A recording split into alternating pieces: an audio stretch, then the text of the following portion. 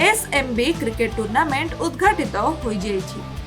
भद्रक जिला धामनगर ब्लॉक असुराली ठारे तरुण युव परिषद आनुकूल्य रे क्रिकेट टूर्नामेंट उद्घाटित हो जाइछि। एह कार्यक्रम रे मुख्य अतिथि भावे समाजसेवी जोगेंद्र साहू जोगदे उत्सव को आनुष्ठानिक भावे उद्घाटन करथिबा बेले किशोर पृष्टि, अभय जेना, उत्तम साहू प्रमुख जोग देथिले।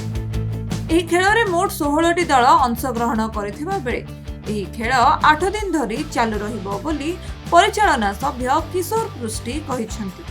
तरुण युव परिषद गणेशनगर तरफ प्रति वर्ष परी ए वर्ष क्रिकेट टूर्नामेंट आयोजन करा जायछि। एथर आमर बड़ भाई मानकर देहांत होइछि, जो मानकर देहांत होइछि तांको स्मृति उद्देश्य रे एसएमबी मेमोरियल क्रिकेट कप एथर अनुष्ठित होछि। आजिर जो उद्घाटन दिवस रे आज 4टी टीम भाग नैछंती, जेपरि कि आमर जाजपुर, तिहिडी, मांकिडिया एवं आरडी। एही 4टी टीम मध्य आज लीग मैच खेला जिवो एवं क्वार्टर मैच मध्य खेला जिवो। तेणु आज मैच 8 ओवर विशिष्ट रहिबो बा 8 ओवर सीमित रहिबो आज खेल। इतिमध्य आमर गाँव वरिष्ठ सदस्य मान उपस्थित रे आज खेलर उद्घाटन कार्यक्रम अनुष्ठित हो जाइछि। अल्प समय मध्य निश्चित भाव में खेल आरंभ भाव में आमर 19 तारिख रु आज आरंभ होउछि। यार उद्यापन दिवस बा फाइनल दिवस जनवरी 26 तारिख दिन एठार अनुष्ठित हम।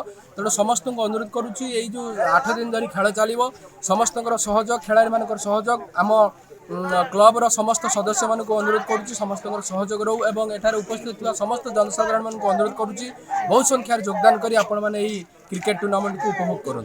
भद्रक जगन्नाथ बेहरा रिपोर्ट खबर ओडिशा।